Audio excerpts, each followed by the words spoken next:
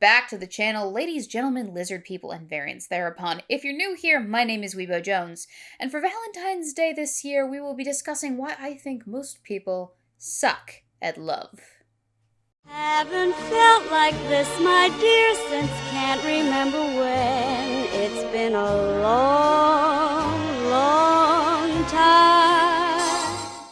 For the better part of, I want to say the last 3 years or so, I've had the absolute displeasure of enduring the lamentations of other people regarding their personal woes in the romantic scenes that they find themselves in. How inevitably, all romance is doomed to fail regardless of what you do or how you comport yourself. Do we want to be in a relationship? We do. Do we want to date people? We do not. So how do we go about fixing that? We cry. No, we don't cry. We put ourselves out there, and then what? Then we cry. No. Where the hell do y'all be finding these men that are obsessed with you, good fathers, can take care of you, spoil you, and, here's the catch, respect you when they're mad? Because I'm going to need one of them. And as the resident optimist occupying space in your social media feed today, I simply cannot accept such a worldview, much less allow it to permeate unchallenged. Starting out, I will say that if that is your attitude going into love and romance and all those things, and you are of the mind to stubbornly cling to it on pain of death, then this video is not for you. I'm sorry to say. This video is not my attempt to convince people to get back onto the romantic horse who are determined to observe it from a distance with a weary eye and a grumbling undertone. This video is predominantly focused on helping the individual maximize their own amorous potential within their own relationships as they go about their day touching grass or whatever it is that the normies might do. That aside, I do invite you to get comfortable. For now, we shall begin. I can tell that we're going to destroy one another in the end. It is my sincere belief that a great many of the romantic relationship issues that people experience can be chalked up to issues of compatibility. These are cases where we find a mismatching pair of individuals regarding certain all too important and variable aspects. Things like personal values, life goals, lifestyles, relationship styles, personality. All very important things that don't have a lot of wiggle room. Or shouldn't. It's like a person who prefers hot climates, to such a degree that they opt to live in Arizona, in an apartment complex with incredibly strict noise ordinances, adopting a husky because they like wolves. This is not the dog for you. Please, my good fellow, consider adopting a cat. These compatibility issues, I am sorry to say, are issues that cannot be fixed, no matter how much your little heart may desire to fix them. These are not cases of the right person, wrong time. These are not cases of, I can fix them. These are not cases of, we will find a way, whatever the cost. There is no way, there is nothing to fix, there will never be a right time, okay? The best that you could possibly hope for in these cases is to part ways forever and always, and never look back. Okay?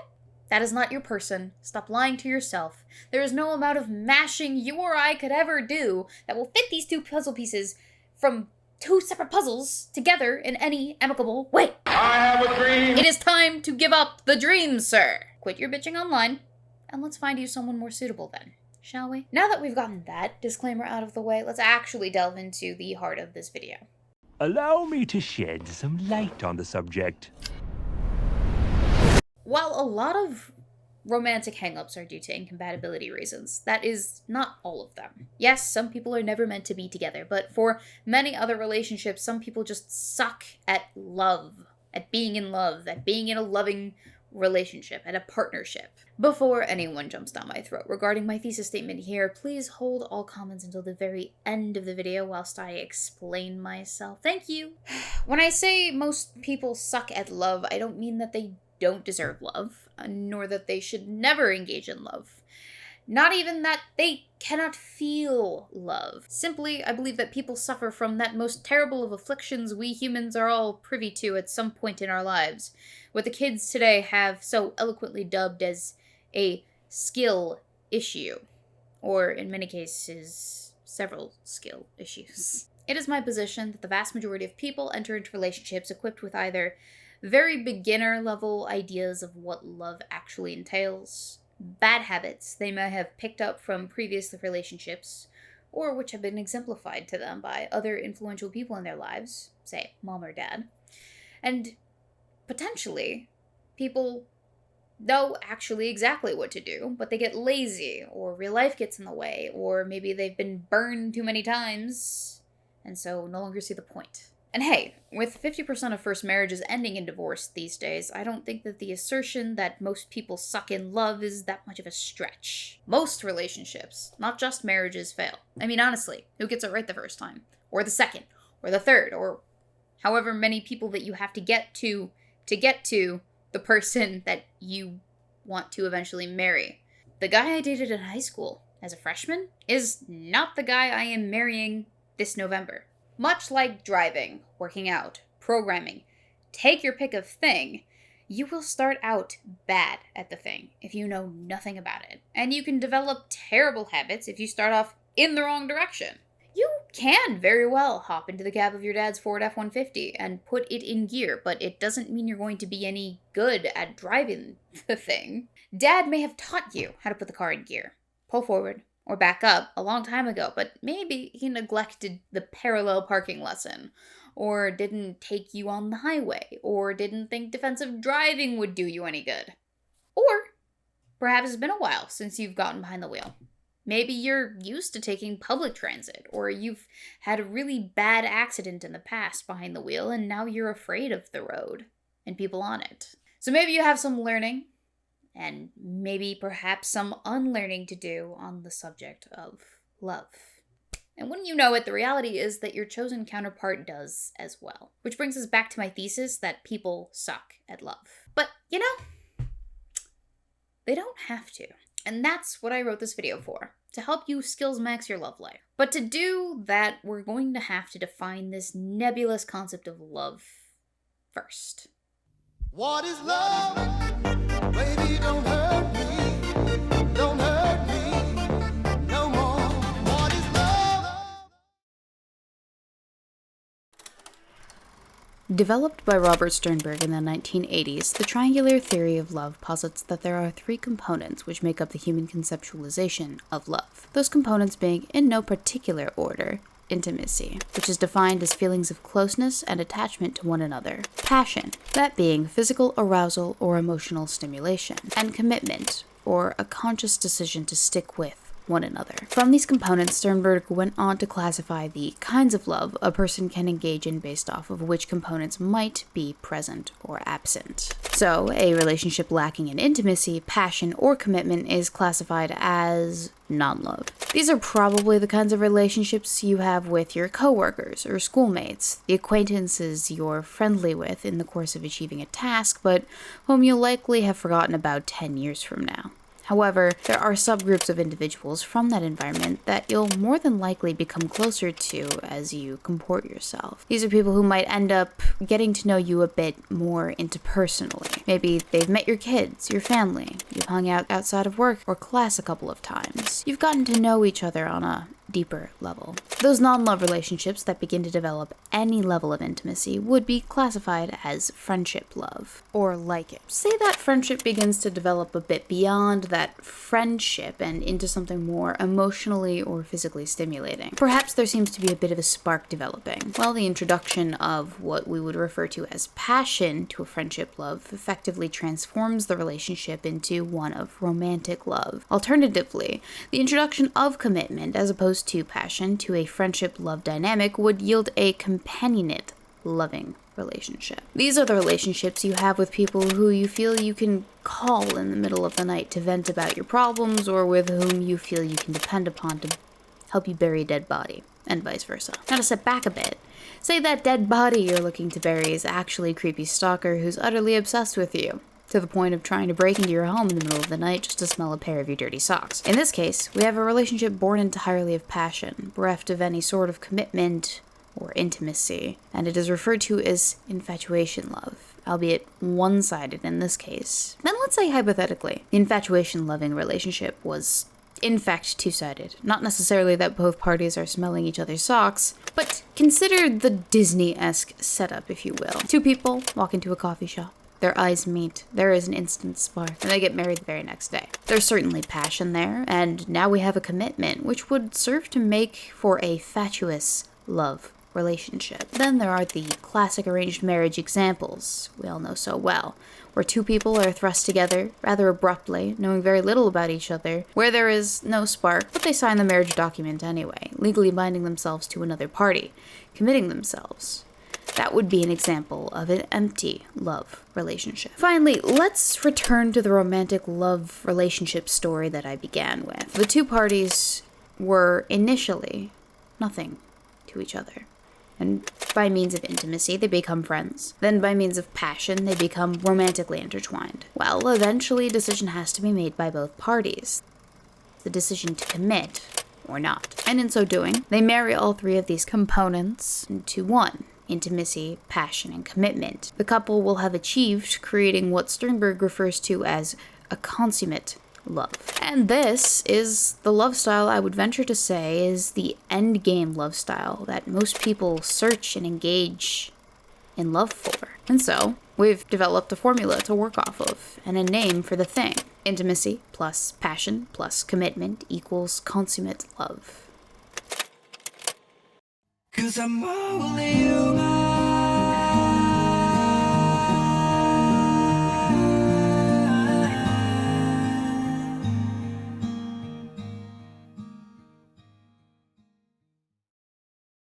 Writing out a basic formula for understanding the components of a thing is all well and good. These are formulas that can be used to derive quadratic equations to solve the initial speed necessary to sink a basketball into a hoop without first hitting the backboard given a player's height, hoop height, distance from the hoop, and angle of the ball. At least that's what I think these formulas are for. I'm honestly not quite certain about that. I pulled them from a physics forum on the internet. Anyway, there is one problem with any sort of formulaic application to real life, and that is the failure to account for the human element. In a real-life basketball game, you're not going to have the luxury of knowing the precise numbers that account for hoop height, distance, angle, and initial speed to sink a basket, even once. A basketball player necessarily approaches these moments imprecisely, with guesstimations informed by their own experience and ongoing assessment to perform the mental math required to sink the ball. And as in the basketball game, so too in love will there be an aggravating human component that serves to mar the simplicity of the formula we have so painstakingly laid out today. But what be it? There is some truth to the idea of falling in love, in that it can absolutely happen to you or anyone completely by accident. In the beginning, I believe it's what they call a honeymoon phase, where everything seems carefree and happy, lasting anywhere between 6 months to 2 years, and it's usually marked with lots of laughs, intimacy, fun dates, the works. And with the honeymoon phase comes a rush of dopamine. You'll find yourself plied with a constant rush of euphoria that makes you feel like you are on top of the world. And our lizard brains has a tendency to drive us towards any action that sustains that dopamine rush. To probably no one's surprise, this is the same reward neural mechanism by which people become addicted to drugs, alcohol, gambling, all the jazz. However, all good things must eventually come to an end, or so it is said. Eventually, in the honeymoon phase, there comes the inevitable drop-off in the euphoria, where things become less carefree, less happy, through a process called hedonic adaptation. Hedonic adaptation, or the hedonic treadmill, simply refers to a phenomena where the effective impact of substantial emotional events, either positive or they can be negative, become lessened as you return to your happiness set point. A baseline, if you will. This phenomena is why people who win the lottery are no more happy later on than they were before winning the lottery. It's also why people who suffer a tragedy after a time are not more devastated than they were before said tragedy. I believe they call it bouncing back. In any case, humans have a knack for adaptation, and it is because of this, why so many people's relationships probably fail. You see, the honeymoon period offers a false sense of security to the couple, assuring them that surely they must be perfect for each other. Meant to be. It wouldn't feel like this if they weren't. They're utterly and incandescently in love with each other. There's a spark. They're spending time with each other. They've decided to go steady. Everything is perfect and effortless and blah, blah, blah, blah, blah, blah, blah, blah, blah, blah. So as the new relationship energy begins to wane, people inevitably begin to creep back down to their happiness set point, which is quite the drag when compared to the euphoria of the honeymoon phase. Couple that with the fact that inevitably, everything you were ignoring before you started this brand new, shiny relationship, it all starts to finally creep back into your peripherals, now that the blinders have been taken off. Eventually, it all shoves its way firmly front and center of your mind. And so, the relationship starts to feel like a lot more work than you were prepared for. It's no longer effortless. It is no longer fun. And that, my dear viewer, is because a relationship at baseline, at set point happiness, is work. Sometimes it's fun work, but work nonetheless, just as with most things in life. But just because it's more work than you expected does not take away from the effect it'll have on the brain. You'll be delighted to know that people in long-term relationships can show much the same neural activity in that dopamine-rich area of the brain that people in early-stage romantic love do. And it has been shown that long-term relationships have everything that short-term relationships do as well. Intensity, attraction, engagement, sexuality, with the exception of one key aspect.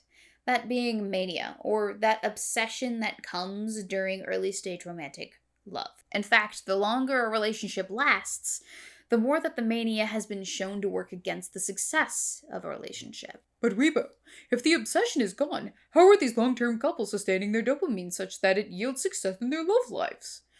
I'm glad you asked that, dear viewer, because that brings me back to that wisdom which I have been trying so desperately to impart upon you, my audience. I fell in love with him the way you fall asleep. Slowly, and then all at once. The truth is, anyone can achieve a consummate love. Yes, even you, dear viewer. It's definitely a lot easier than most people think it is. If you think not, give yourself a little credit, please. When it comes to intimacy, all that really boils down to is basic closeness to another party. Friendship. Most people have no problem making friends with others. Then there's passion. And in the case of passion, all this is the presence of big emotions. Either in your heart or in your no-no square. Or both. Most people have no problem getting horny, emotionally or otherwise. And then there's commitment.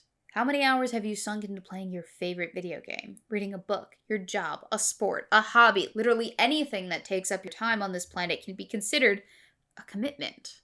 The average person can exhibit basic intimacy, passion, and commitment. And I'll bet a lot of the time it just happens to people without even thinking about it. Chances are that in the course of conducting their relationships, people exemplify some combination of all three components accidentally as well. What sets early stage and long-term relationships apart is also what separates long-term relationships from many failing or failed relationships. And that is intentionality. The worky work bit of the relationship. Don't listen to people who tell you a relationship is supposed to be easy. It's not. Those people might be just naturally configured for perpetual honeymoon mode. That, or they are more than likely coping with the absolute state of their own currently sinking relationships by throwing up a grand facade for all the world to see, desperate to somehow disabuse themselves of their own cognitive dissonance on the matter. In order for a relationship, any relationship, mind you, that includes romantic, but it includes other sorts of relationships, to be at all successful, effort is required on the part of both parties involved. I mean both. I'm not saying that you will have to force any feelings of love towards another, but you will have to hop on that hedonic treadmill some and do some exercise if you want to go anywhere. Ironically. And finding time to do that can be rather difficult for the rest of us mere mortals here on planet Earth, whose relationships will most definitely be competing for top spot on our ever-growing list of priorities. That's things like work, kids, health, family, friends, hobbies, take your pick fancy, all of that. All these things can take some of your attention away from your relationship, which means that you'll have to learn to balance things in a way that serves your goals. Which brings me back to being intentional about being intimate with, passionate with, and committed to your partner. Least your relationship die of neglect. And sooner rather than later is usually, probably, likely, definitely best. So intentionally juggling the right amount of intimacy, passion, and commitment to sustain a consummate love with one's partner is important. But how do you do this? And what does it look like? Well, that's what the rest of this video is for. But before I spill all my secrets, I feel the need to impart another important wisdom onto your ear holes. Those three components of love I described, intimacy, passion, commitment, they're all inextricably linked to one another. And so whatever effort you put towards one component may be pulling double duty with another component. That platonic intimacy that you find in friendship can very easily ignite a spark of passion for romance, which can just as quickly be doused by a lack of willingness to commit. It's for this reason that much of love seems to happen accidentally to people. But just because something began accidentally does not mean that it can't later be intentionally maintained. Like a caveman that discovered a fire in the forest after a lightning strike and used it to keep warm and cook his food, we must feed the flame so that it never goes out.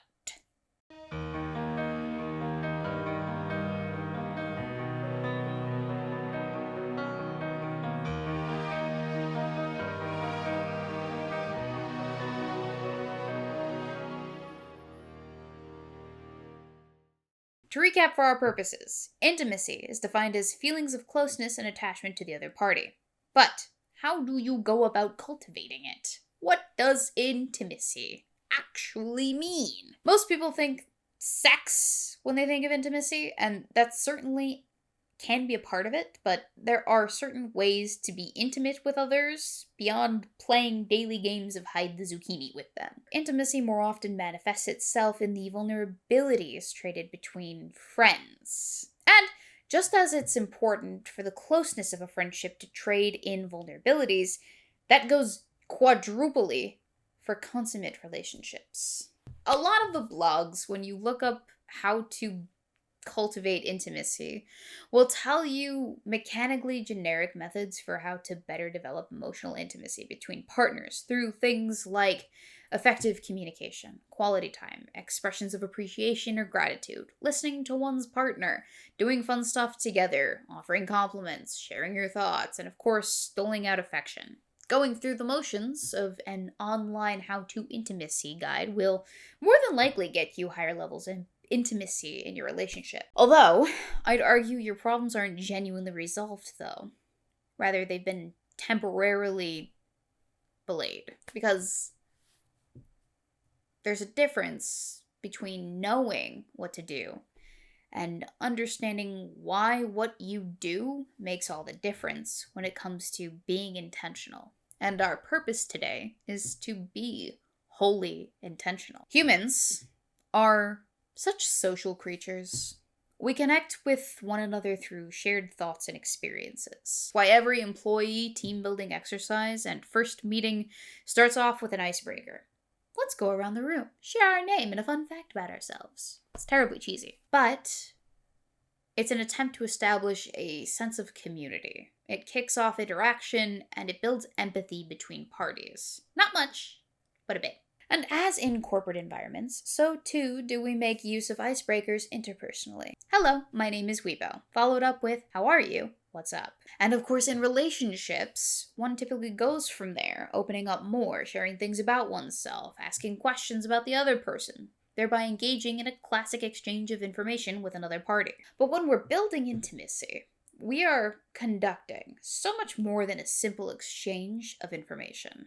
Anyone can talk to another person about their favorite pet and return commentary on the best kind of pate cat food or whatever. At its core, intimacy is about the social exchange between parties, whereby one party has decided to be vulnerable with another party who then acknowledges that vulnerability and meaningfully internalizes the gesture. And to express vulnerability with another person is just about the bravest thing anyone can do, in my opinion. I mean, consider.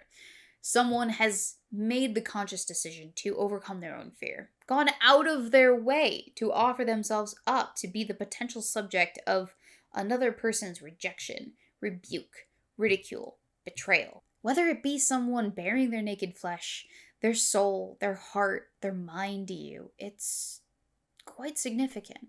Trust enough to be vulnerable with another is quite a gift to bestow.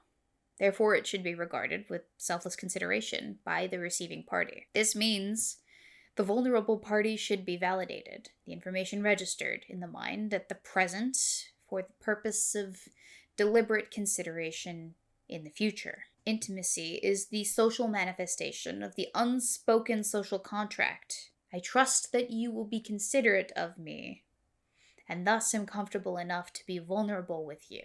And that sounds easy enough, but that's before we consider the human component at play here.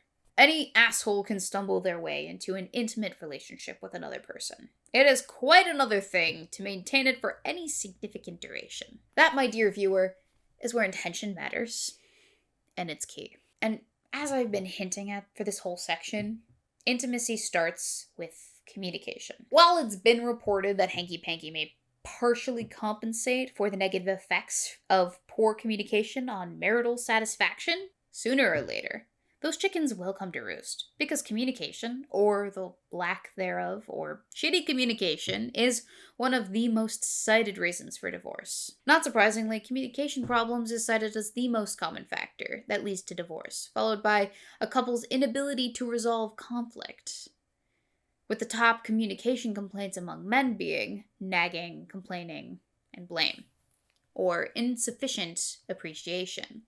Among women, the top complaints were a lack of validation for their feelings and opinions, as well as their spouse not listening or talking about himself too much. So, let's become effective communicators then, shall we? Building intimacy through effective communication means not just clearly communicating one's needs, thoughts, fears, and desires. I mean, that's part of it, but the other half of the equation involves properly listening to your counterpart instead of just hearing to respond or outright ignoring them. Furthermore, expressions of appreciation, gratitude, and compliments can go a long way. I mean, who doesn't want good boy pats for a job well done?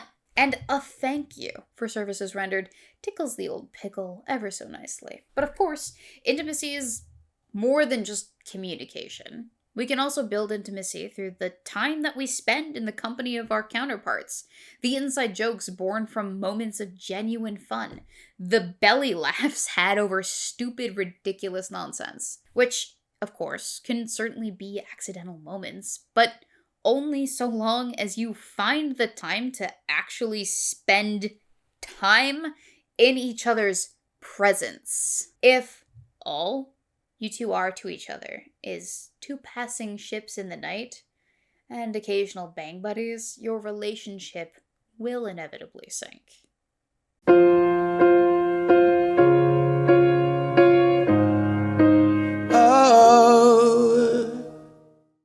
So passion, as we defined it earlier, is a state of physical arousal or emotional stimulation, which is actually rather broad. People can become impassioned about all sorts of things and places in addition to people. There are individuals that dedicate their entire lives to a singular subject in a niche area of study, so much so that they go into hundreds of thousands of dollars of debt for it. Then there are those whose entire personality revolves around the day-to-day rigors of their profession, such that they might be considered workaholics.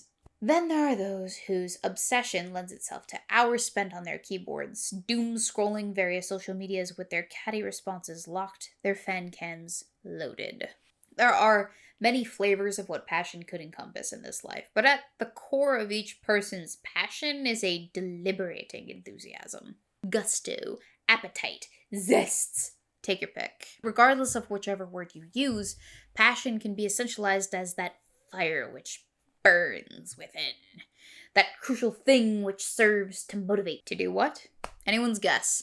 But it is the crucial ingredient humanity is reliant upon for innovation, discovery, invention, advancement, and especially love. For what could possibly be more effective in spurring an individual to overcome their own fears of vulnerability than their own enthusiasm? Of course, passion for anything can wane, and usually does for a couple of reasons. We've already discussed the hedonic treadmill as one such contributing factor earlier on in this video.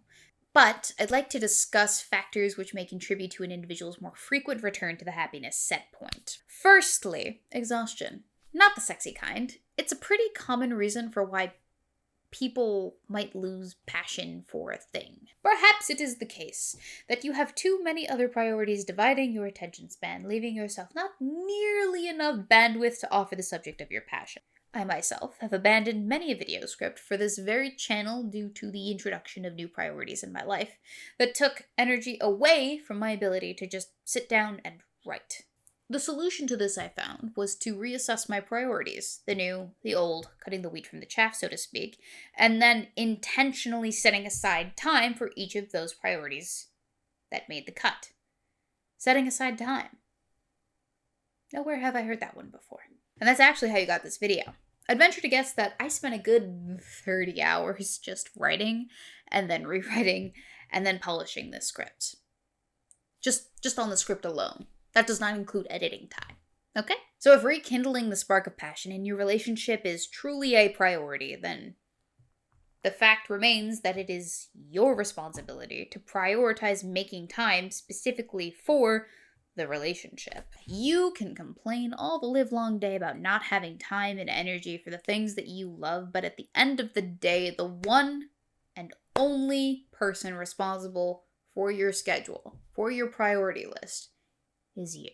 So the second thing that can kill your passion stone dead is boredom. And where, for instance, does boredom come? Humans, as discussed, are highly adaptable creatures. And while that is an excellent trait for survival, the simple fact is that habituation, familiarity, to any one thing for humans will inevitably lead to indifference. Habituation explains why the first time you hear a loud noise, it scares you, but any subsequent exposure to that noise results in a diminished, startled response. It's why those addicted to substances, pornography, gambling, find themselves needing more drugs, more extreme pornography, higher stakes to achieve the same high as their first exposure. And it can be why couples engaging in repetitive routines with each other seem to lose their spark at some point. Take your favorite song. Have you always loved that song? Has it always been your favorite song? Was there a time when you had a different favorite song? Did you play your previous favorite song endlessly until one day you got sick of it? But of course, people are not songs, or drugs, or porn, or poker. There are plenty of songs which touch on the subject of passion, but these songs are frozen at a moment in time. And a given pair of humans in love are not frozen in time. In fact, they can take any step that they need to in order to assuage their boredom. The goal here is for the couple to work themselves into a state of anticipation for each other. This can be achieved fairly easily by acting as if you're still courting your partner. So you can try new things with them, spend time having fun together, surprise each other with small gestures, or tokens of your appreciation and affection. You never stop pursuing your partner. You pretend like you're still courting each other. Even though you have them, you never stop, which gets a lot easier when you prioritize the relationship. Gooder. Lastly, this might sound obvious to a lot of people, but it's really hard to feel passionately romantic about someone you don't like as a person. A lot of couples I see self-reporting to the internet through various social medias like TikTok or Reddit have convinced me that there are a wealth of couples who don't actually like each other as individuals. And it's not that they're indifferent to each other, but that they harbor active disdain for each other. They look at their partner and they don't see their best friend. Rather, they see an insensitive jerk who avoids talking to his wife.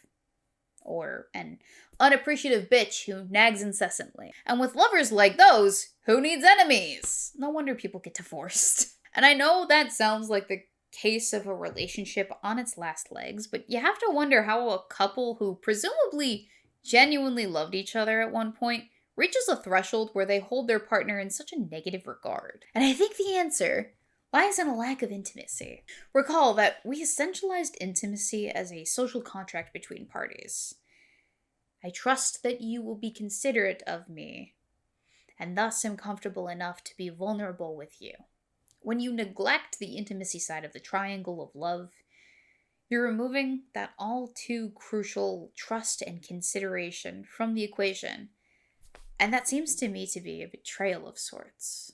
And certainly, betrayals can fire up passions in a not so amicable way, or can cause a substantial rift between parties. But in either case, the relationship might still technically exist, though it does so in name alone, through obligation.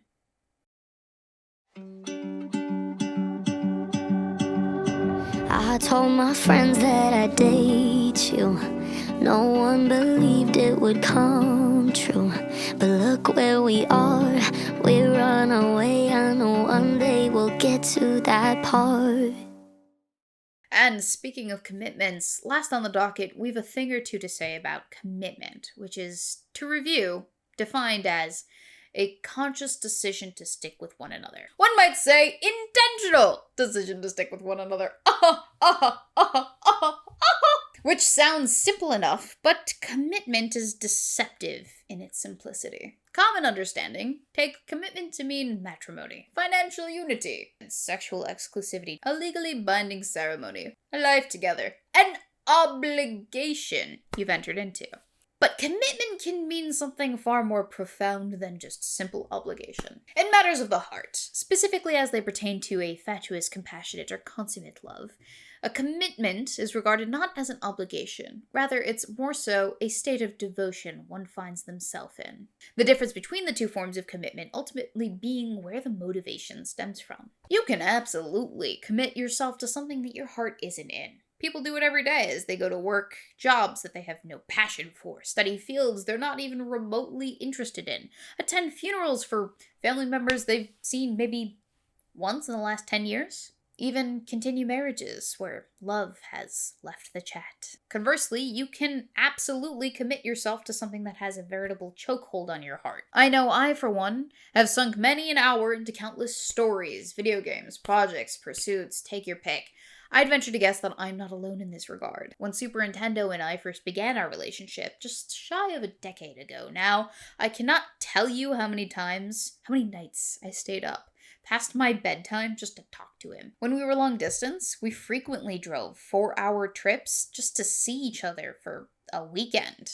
We bought this house together. That's not a commitment. I don't know what is. But devoted commitment is more than just those big grand gestures. And it is certainly so much more than just sexual exclusivity. Devoted commitment, in the consummate relationship sense, is mostly about the little everyday mundane things. It is every decision you make being made with your partner in the back of your mind. It's taking every opportunity to grow alongside your partner. It's structuring life around accommodating the relationship, which includes sacrifice, free of resentment. It's being a reliable shoulder to cry on, a helping hand, best friend, trusted ally, and honest counselor to your partner, with emphasis on reliable. It's living your life, selflessly, humbly, contently, united with someone who holds you in a similar regard. So kiss me once, then kiss me twice, then kiss me once again. It's been a long time. I'm not silly enough to think that consummate love is the right path for everybody. Not everyone is ready to be the person they need to be to engage in a consummate love style relationship. Heck, I certainly wasn't 9 years ago when I started dating my fiance. I probably wasn't when I first went to college or when we moved in together initially. But at some point, I figured out what kind of life I wanted to lead and what it would take to get that life. And it took work. It takes lots of work. Lots and lots of work every single day. Even now that I have all of this figured out, it is constant maintenance. Consistent. Intentional. Doing the thing. Stuff. Prioritize. All that jazz. All of everything that I've prescribed here today takes a hefty amount of introspection. All of your bravery to be vulnerable, and a willingness to be honest with yourself.